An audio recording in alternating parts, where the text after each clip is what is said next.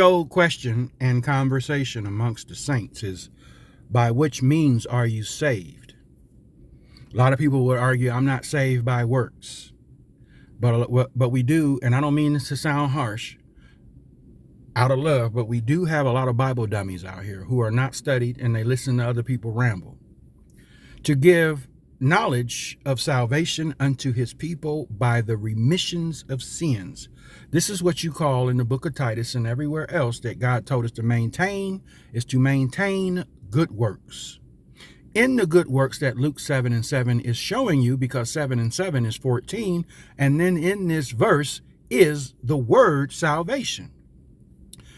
The works of the law is something that the Orthodox Jew keep, and they want Donald Trump to reinstall. The 7 no-hide laws. That's the works of the law that you're not saved by.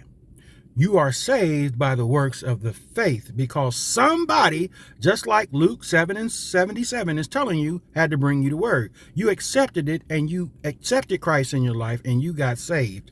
It's the same way in Acts when Paul and Silas prayed, an earthquake came, and the guard that was on job, he was sleeping. He realized that all the doors were open and their bands were unloosed. He was getting ready to kill himself, and Paul said, no, don't do that.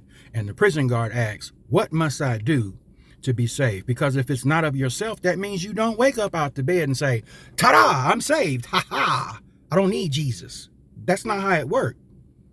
You're saved by hearing the word and then believing it, brought to you by somebody else's good works. That's why the Bible says the harvest is plenty, but the laborers are few, because they do not want to get up and go to work, because you have been stuck on that stupid 501c3 garbage and teaching that they've been ruining people's salvation for a long time, being uneducated.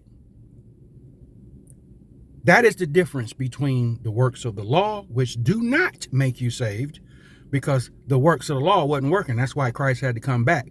Shedding of the blood of goats, bulls, and animals wasn't getting it. He had to shed his blood.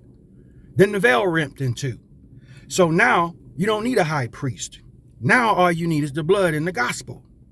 So when you're out winning souls and making disciples, you are doing the good work which is profitable unto men, according to the book of Titus. This is how people get saved. They don't get saved by scratching off a ticket, drawing a number, just happen to be in the right place at the right time. People are saved through somebody else's good works, like Paul and Silas, like Luke 1:77 is talking about. That's the difference. Peace.